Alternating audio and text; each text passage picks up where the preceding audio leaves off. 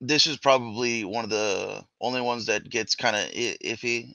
One of the main debates that I see Christian Mm, makes in the term of morality against Muslims is mm, the morality of Aisha's age. And mhm. I apologize if my pronunciation is wrong of her name. Just, it's Uh, okay. It's okay. Don't worry. what is You're being very what? respectful. We appreciate that. But for me, I don't get offended at all. So don't worry about that. Yeah.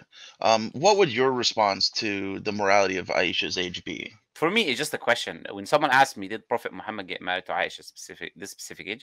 I say yes. Because for me, it's a normal thing. For me, like the person who makes the claim is the person who's supposed to explain why it's immoral. So from Mhm. an Islamic paradigm, our morals are from the Quran. What happened is not against the Quran, the teaching. What happened was consensual. It was with the agreement of her father. She lived 50 years before the Prophet ﷺ. She married no one after the Prophet ﷺ. She never spoke ill of the Prophet ﷺ. She had all chances to do so if she was being abused or anything, like they try to put it, right? Point is, from our perspective as Muslims, we don't have any issues with that. So we don't feel like we need to just, for me personally, and I think Muslims should be like that. And that's what I advise Muslim brothers and sisters. We got nothing to justify anyway.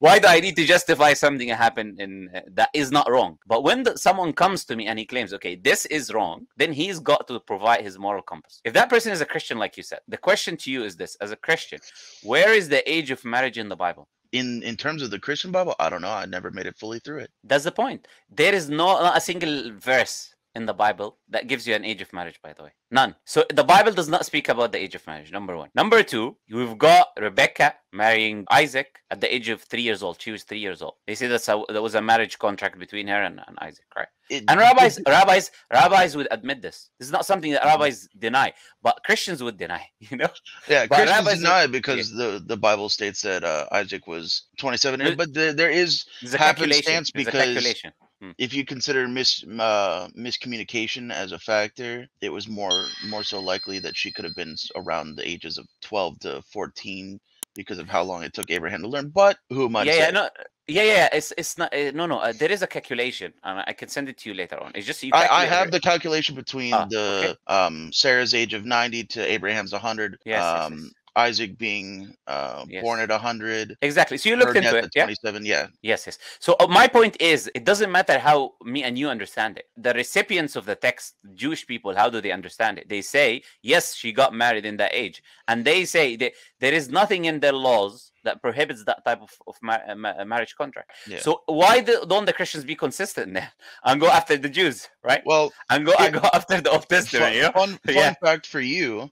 Yes. I'm sure you'll have in your arsenal of rebuttals. In the 19 or 1880s, so less than Yeah. 200 years ago, in America, 37 states age of consent was 10 years old, Yeah. Let me even surprise and you. Delaware Yeah. at that time was 7. 7. I know.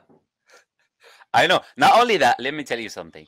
In England, you talked about the US. What about England? It's the same thing in England in the 19th century or in the 18th century. If you read a book written by Sir William Blackstone, Sir William Blackstone was a jurist. If you study law in Oxford or Cambridge, he'll teach you his books. So he's So got a book. He's got a book University called of Oxford is where a lot of my research has come from.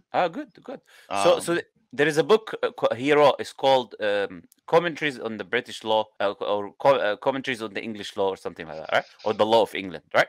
In that book, if you go to page, I believe 110 specifically, he speaks about the age of marriage. You know what he says? He says a woman can be given in marriage at the age of 7 and entitled to that. He's talking about the state law. He's not talking about his yes. opinion. He's talking about the law in England at the time. This is what was being practiced in the country. So, point is this: people, this we don't apply fallacies, right? Presentism, applying the values of today, the young woman of today, their mind, their upbringing, their social life, their how long do they live, the life expectancy, and we compare it to the past and how things were operating 1,400 years ago in the deserts.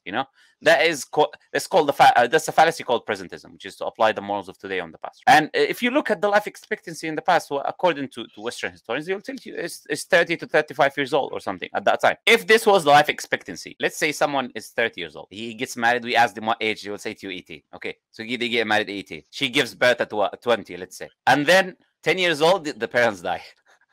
What can a society like this continue? The actuality, no, it will never continue. So we cannot apply these kind of standards of today on the past, and that's why you will never find anyone in the past ever having an issue with this, with the marriage of the Prophet ﷺ.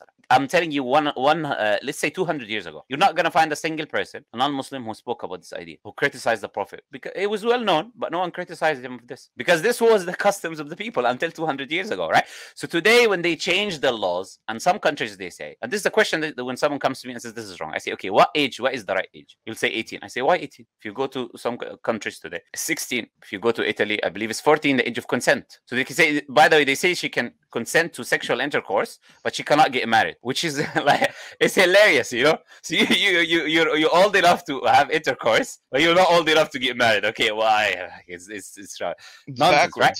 Yeah, it's complete nonsense, you know? So if you and I believe in California, there's not a single in California today. There's no age. You can get married at any age with the consent of your parents. You can look this up. Today in California, in the U.S., leave other countries. Yeah, but they would probably argue that human morality probably wouldn't let that happen. But human morale in the U.S. is letting it happen. That's the point I'm making, right? If this is your people, if this is like the most advanced countries, California is definitely not my people. No. I mean to the people who make this argument, not you. I'm saying the people who make this argument. I would say to them, this is your people, meaning this is the Westerners that you are amongst. Those are the people who you say have the best values. This is what they generally say. They say, look, America is advanced. We love America and this and that. Okay, so these are the morals of America. So you should have a problem with your country before you talk about anyone else. But as I said to you, the question has to start from, I don't need to justify anything. That's how I look at it. I don't need to justify anything. It's historically well known. There's no issues with that historically. Only an idiot who didn't study history would have an issue with that marriage because he doesn't know how things were in the past. He didn't study, he didn't learn, right? Mm-hmm. So when someone comes with this issue, I'll just turn it back on him and ask him the question, where do you get your moral compass from? Yeah. You understand what I'm saying? If you're claiming now something that my prophet did or something that happened in Islamic history is wrong, you've got to bring me now your moral compass and your reasoning behind you stating that this is wrong. If you're a Christian and your book doesn't give an age of marriage, why are you telling me about marriage and not marriage and what age they married? So you got no moral compass at all, which means your Bible agrees with any age because it has no restrictions. At least Islam. This is the thing about Islam. Why is Islam perfect regarding this issue? Because Islam does not give you a specific age. Islam doesn't give an age. Islam gives a criteria. And because Islam knows women are different, so they mature differently, and different women will mature in different situations. Islam gives a criteria that works with all women. So the criteria is the principle the Prophet ﷺ set forward, which is la dara wa la darar. Cannot cause harm to anyone or yourself. Okay? So we use that principle that, look, you cannot marry a young woman, or even, by the way, an old woman, even 90 years old. If there's harm on her, it's impermissible to marry her. So it's not about the age, it's about the harm. So Islam prohibits you from marrying anyone that you would cause them harm, physical, psychological, or otherwise. Now, who can determine whether this girl is ready physically? That's well known. If she reaches the age of puberty, then she's ready physically. It's a sign, natural sign that she is ready. And psychologically, who can determine that? The people in her culture. People who are in her culture, people who are specialized in those fields of psychology and understanding and all of that, they can say, okay, she's ready at this age and she's not ready at that age. And also the family have a very strong opinion there to know whether no family will just give their children like cattle, you know. So they will look at their children and then they know when they're ready and when they're not ready. And the girl cannot get married without the permission of her wali, her guardian, which will be her father, for example. So you cannot just go marry a young girl if you like to marry her. No, the permission of the parents are needed. And the parents care about their children more than anyone else. In average, generally, we're saying. Right? Because someone come and say, oh, there is this parent. No, we're saying in general, right? Generally, the parents, they care about their children. So Islam gives you that perfect rule. There's no harm. So now we look at the different countries and how quickly the girls mature. So, for example, in hot countries, they physically mature quicker than cold countries. There studies on fish, for example. If you put heat on them, they grow much quicker. Okay, so they grow quicker, but they stop. While the ones that grow in colder countries, they grow more but slower. Right. So this is what the study kind of showed. So, but they grow quicker. So they reach the age of puberty quicker, and their physical bodies grow much quicker, right? Then we go to the psychological aspect. And in the past, there was no such thing as kindergarten, elementary school, secondary school, and all of this nonsense we have today, in which always limits children with other children, so they don't get to grow. In the past, children used to communicate, deal with other people, sell and buy, and deal with adults so they become mature psychologically much easier. And they will always prepared. When you reach the age of marriage, you're a woman now. You're ready to get married. This was the concept. This was the understanding. And that's why the wife of the Prophet ﷺ, she was betrothed before marrying him to someone else before him. Yeah. Right? And one of his wives, which was Safiya bint Huyay. And Huyay ibn Akhtab, her father, was the leader of the Jewish tribe, Banu Nadir. He was a leader of one of the main Jewish tribes. And his daughter, she got married at 10. Not to the Prophet, to someone else. This was the customs. This was the culture. This was how things were happening. The woman, she reaches the age of puberty, age of maturity. There's low life expectancy. A woman gets married. She can produce children. So we can continue to live a life. And this was how societies worked until just 100 years ago, 150 years ago, which people started bringing all of these numbers and disagreeing with each other, Well, yeah. What I look at for morality reason wise, back in the 6th century, in the year 600, the average life expectancy was between 35 and 40. 6 years old, 8 years old, especially 9. At 10 years old, you're already 1/4 of your life is done. Yeah. It's nothing like today. So that's what I'm saying to you. And even if you go back 1,400 years, it's even more. It was less life expectancy. We had less advancement, so it was less. So just looking at it from that perspective, all of those people who come with these things is just uneducated. And what we do is by educating them on these issues, by saying, look, you have an issue, so you have to bring the rational justification to show me why this is a problem. It's not the onus on. You're making the claim, not me. You're saying X is immoral. I don't need to provide anything, justify anything. It's my belief, and that's historically accurate, but you didn't do your research. So if you're making a claim that there is a problem in it, come and justify. Tell me why there is an issue in this, right? And the Prophet ﷺ, he married multiple women, and Aisha was the only virgin amongst all his wives. They were all widows and divorcees. Does that does that this person is not looking for women? Is not looking for women or young women specifically. If you want to say, if a man wants to do that, he's not going to marry widows and divorcees. His first wife is not going to be 15 years older than him, Khadija radiallahu anha, and his second wife is not going to be another woman that is older than him. She was a widow of someone, and then he married her. So I can go on and on, but the point is, just doing some basic historical research on this issue will make people understand there's nothing wrong with this. It's just that the people are trying to apply the standards of today, looking at the young girl today. Yeah, so I've done my research and I've come to a similar conclusion. I just wanted to hear a Muslim's aspect on it. Yeah, absolutely. So question number 3 in response to question number 2 is, if you do know, what do you think of the scholars at the University of Oxford that says there's a high possibility that Aisha's age was a fabrication to bolster her purity of virginity, to claim religious and political authority over the followers of Ali, Muhammad's peace and blessings of Allah be upon him,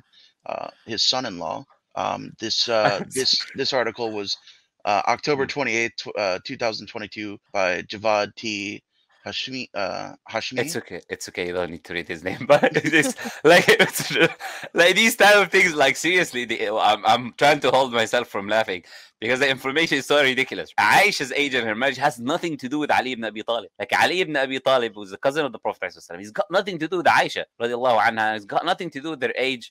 And if any issues happen, they happen later on, way later on, after the death of the Prophet ﷺ, years and years, tens of years later, right? If anything happened between her and Ali radiallahu anha. So I don't know what this guy's talking about, absolutely, number one.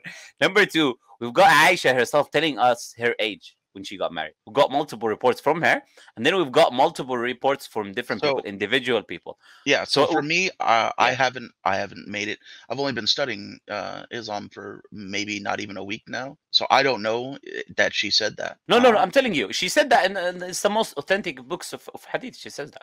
She said her age. She said the age where the marriage contract happened, and then she said the age where the consummation happened as well. She was very specific about the age, right? And that is reported by many people. Like Al-Aswad, he reports it from Aisha.